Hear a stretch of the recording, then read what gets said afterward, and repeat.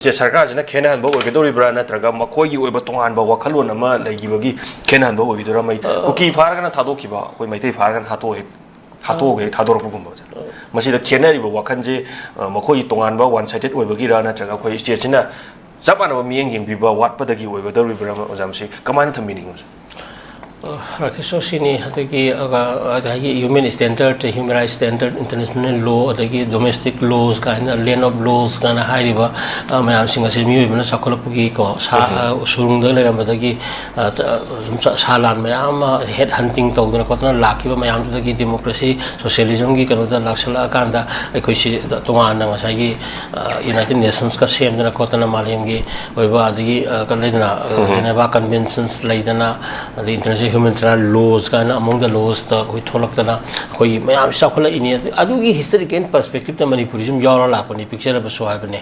aduna manipur se kanone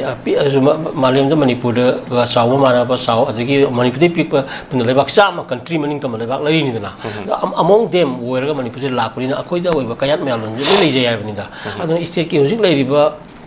set up this so even 1950 matungda even annexation tawra matungda hiram kaya da kun even sokthajaraba so koi civilization ipai pugi ba apabu wakalon singa de koi da dum lai habni amaramana hojik lai ba state ki kano se di akoi gi ba kano se adum magi humanitarian kano se lai jai habni tawbu de yamna luri di hari ba kano mayam singa sidiki marak se establishment na haibadi even center gi or state ki hojik lai ba kan agency singjina karigum khara proxy war ne amto ina hariba 𝐶𝐄𝐖𝐒 illegal immigrants ko like shu haitaba dagi kano tawdaba mayam sikulai go ina sinna kanda ngasai kano sam kano ni kota da pass or pa IPS singa loktunaraga ngasai manipur gi asiunba risk no mayam se thugaina lagna bu am lai riba amaramduna hariyo mayam singa du tawra kanda ngasai violence thola ko ne ba adugi putu oibna aikoi da sai kano police am oibagi reta hum thopagi da makta aikoi gi area somewhere hojiki even tamthina waraga su akoi lang resoi gre haraga di akoi adum imphanda kano gi kano ati kano 𝐶𝐄𝐼𝐒 mi jing lakpa yani kan khoni akoi dum lauthok ba hor me da peace process ta akoi da yam tina sok pa na traga akoi da yam tina kano asiana yaure na khala ba da even kano soi gre lang gre santi ko na toroji haraga di akoi da madu thong hanga ga bu la ine ba adu adum hari pol adu tada bida bale tho kholaga kan toro la ine ba aduna sigi matang sigi or podadi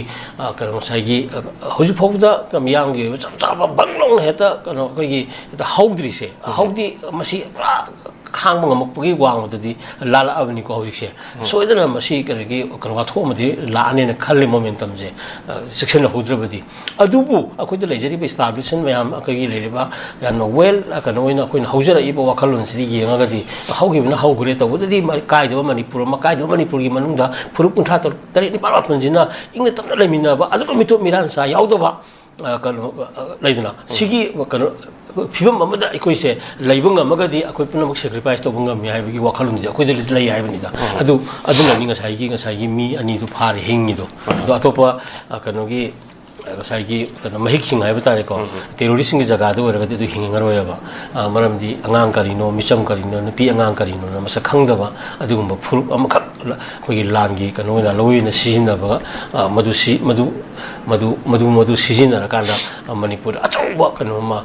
manipuri muthatna ba adugo singop sana kaina ba amaka bi silli ba pot ase masi miyamna ui aduga madubu seso singna miyam ko na thengna ba lakna rakani amaramdana akoi dadi hojiksu yamna constructive oi ba kai do manipur nungda punna hingmina ba kano furup mayamgi ama lakku matamda hojiksu so akoi kano tawani tawri leadership ki role governance ki role asi yam sawi aduna yam section gadabani people ki government ama laire na khala gadi laire government aduna people ki pot mayam singa se